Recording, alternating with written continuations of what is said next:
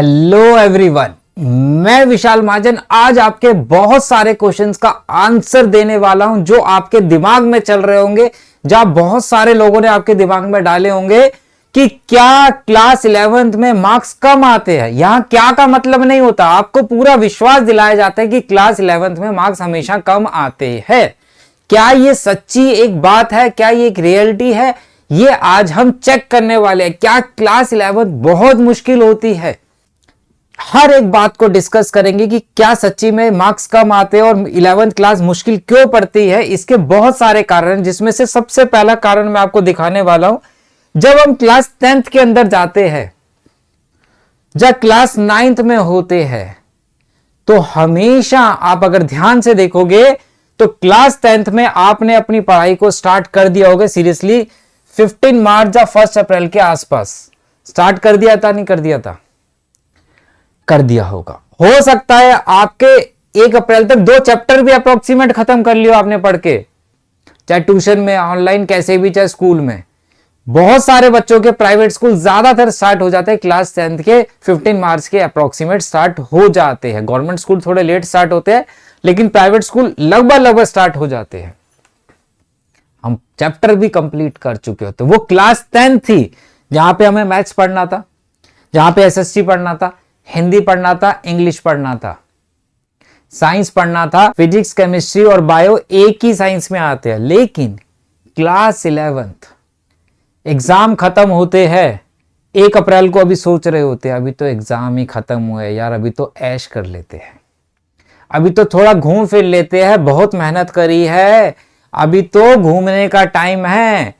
लेकिन क्लास 10 जिसको आप बचपन से पढ़ते आ रहे थे, इंग्लिश को बढ़ा दिया, थोड़ा सा मैथ्स को बढ़ा दिया, फिजिक्स को बढ़ा दिया, सेम सब्जेक्ट आप कंटिन्यू कर रहे थे, थोड़ा लेवल बढ़ के।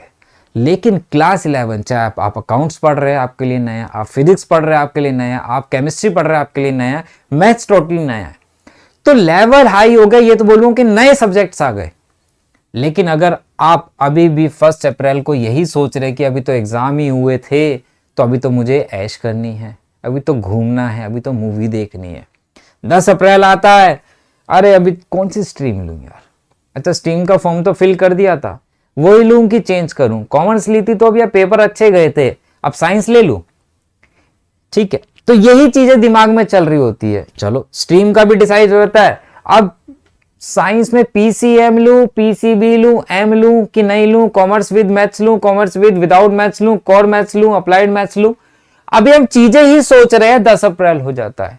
यहां पे 10 अप्रैल तक तो भाई साहब यूटी भी हो जाता है, बहुत सारे स्कूलों में 15 अप्रैल तक के आसपास स्कूल के अंदर। अब समझाना क्या चाहता हूं भाई, कि क्लास 10 जो पुराने सब्जेक्ट थे, हम मार्च से पढ़ना स्टार्ट करते हैं, सीरियस हो जाते हैं कि बोर्ड से हमें पढ़ना है, तो आप 12 महीने पढ़ते हो तो फाइनल एग्जाम होते हैं आपके पास। यहां पे आप कब से पढ़ना स्टार्ट कर रहे हो, 15 अप्रैल हो गए, रिजल्ट के बाद पढ़ लेंगे यार। अब मतलब मई भी टाप गया, मिड मई से पढ़ना स्टार्ट करोगे, लगभग 1.5 से 2 महीने पीछे स्टार्ट करो, जहां पे बिल्कुल सब्जेक्ट्स नए हैं। तो अब आप बताइए, जो सब्जेक्ट बिल्कुल नए हैं, आप जिसको 0 से स्टार्ट कर रहे हो, और एक सब्जेक्ट जो आप बचपन से पढ़ रहे थे उसका थोड़ा सा लेवल बढ़ाया गया था और उसको आप 2 महीने पहले से पढ़ रहे हो, तो कौन सी पढ़ने में डिफिकल्टी देगा आपको। जाहिर सी बात है क्लास 11th ही मुश्किल हो जाएगी, है नहीं, हो जाती है इन बच्चों के लिए जो ये बातें सोचते रहते कि अब कर लूंगा, अभी क्या जरूरत है, अभी तो बाकी नहीं पढ़ रहे, मेरा दोस्त नहीं पढ़ रहा। हम खुद इसको लेट स्टार्ट करते हैं, और जब लेट स्टार्ट करते हैं तो हमारा कॉन्सेप्ट क्लियर ही नहीं होता, हमारी चैप्टर्स भी खत्म नहीं होते इतनी देर में, तो यूटी या टर्मिनल हमारे सर पे आ जाता है। अगर आप देखो स्कूल के लेवल के हिसाब से, दोनों चाहे क्लास 10 हो, क्लास 9 हो, क्लास 11 हो, क्लास 12 हो, अगस्त 10 सितंबर में आपका टर्मिनल 1 होगा ही होगा। भाई चैप्टर तो आपको तब भी पूरे कंप्लीट करनी है ना, पूरी बुक्स। कब तक आप लेट भी पढ़ना स्टार्ट कर रहे हो, आपका फाइनल पेपर तो भैया फरवरी में हो जाएगा, गवर्नमेंट में हो 11th का तो मार्च में हो जाएगा, बाकियों का भी मार्च में होता है। लेकिन आप 2-3 महीने पहले से पढ़ रहे हो और इसको 2-3 महीने बाद से पढ़ना स्टार्ट कर रहे हो, फाइनल पेपर तब भी उसी टाइम पे होना है। तो आप 3 महीने लेट स्टडी स्टार्ट करते हो, वो भी नए सब्जेक्ट की। इसलिए क्लास 11th आप लोगों के लिए मुश्किल हो जाती है बेटा। आपको शुरू से ही पढ़ना पड़ेगा। मैं बोलूंगा आज से ही, जब भी ये वीडियो देख रहे हो, अभी से डिसाइड कर लो आपको स्ट्रीम क्या लेनी है और अभी से पढ़ने स्टार्ट कर दो। यकीन मानना आपके लिए कुछ भी मुश्किल नहीं होगा, क्योंकि आप टाइम पे सब कुछ फिनिश कर दोगे, तभी तो रिवीजन कर पाओगे ना टर्मिनल से पहले। अगर सिलेबस ही आपका कंप्लीट नहीं होगा तो रिवीजन नहीं होगी। जब रिवीजन नहीं होगी तो जाहिर सी बात है मार्क्स कम आएंगे। यहां 10th क्लास में आपका अक्टूबर नवंबर एंड तक मान लेता हूं आपका सिलेबस कंप्लीट हो चुका होता है, रिवीजन हो चुकी होती है। प्री बोर्ड में आप 2-3 बार एग्जाम में आप रिवीजन कर चुके होते हो, तो आपका क्लास 10 बहुत अच्छा जाता है। यहाँ पे आपका सिलेबस ही खत्म नहीं हुआ, रिवीजन तो बहुत दूर की बात है।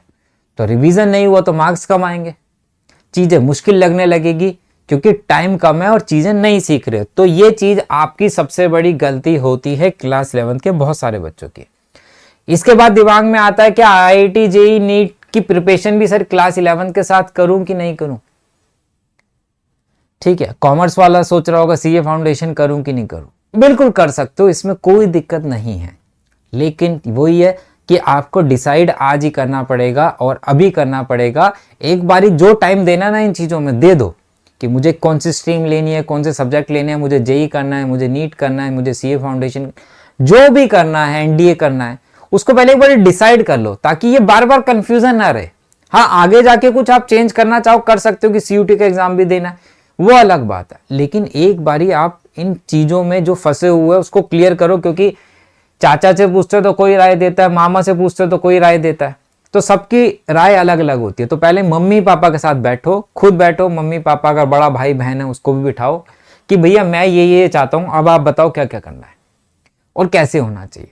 तो सबके सजेशन लेके उस चीज को फाइनल करो और 11th की पढ़ाई को स्टार्ट करो। चाहे आप साइंस ले रहे हो, कॉमर्स ले रहे हैं, जो भी सब्जेक्ट ले रहे हैं, उसको स्ट्रीम लेके उसको पढ़ना स्टार्ट कर दो। देखो चीजें, मार्क्स बहुत अच्छे आएंगे। ऑलरेडी बैच स्टार्ट हो चुका है क्लास 11 का, हमारा भी लिंक आपको डिस्क्रिप्शन में मिल जाएगा। आप IIT JEE करने वाले हैं, आपको कॉम्बो बैग मिल जाएगा, उसका लिंक भी डिस्क्रिप्शन में दे रखा है। नीट का भी मिल जाएगा। वहां से अगर आप क्लास 11, 12th और IIT JEE का कॉम्बो लेते हैं तो आपको क्लास 11, 12 2 साल का सब्सक्रिप्शन लगभग बहुत ही 400 से 500 रुपए में मिल जाता है 2 साल का IIT JEE के साथ। कोई भी डाउट हो कमेंट बॉक्स में कमेंट करके मेरे से पूछ सकते हो, लेकिन पढ़ना बेटा स्टार्ट कर दो, क्योंकि नए सब्जेक्ट है। अगर लेट पढ़ोगे तो वही आप भी बोलोगे जो बाकी बोलते हैं कि क्लास 11 में मार्क्स नहीं आते, और ऐसे ऐसे बच्चे भी जिनके 100 आउट ऑफ 100 मैथ्स में मार्क्स आए हैं और आते रहेंगे। अब वो आप भी बन सकते हो, लेकिन पढ़ना तो अभी से पड़ेगा। ठीक है बेटा, तो टेंशन की कोई बात नहीं है, मार्क्स आपके तब भी अच्छे आएंगे, लेकिन पढ़ना स्टार्टिंग से पड़ेगा, तो सब कुछ ठीक हो जाएगा। चलिए मिलते हैं बेटा नेक्स्ट वीडियो में। Bye bye, take care.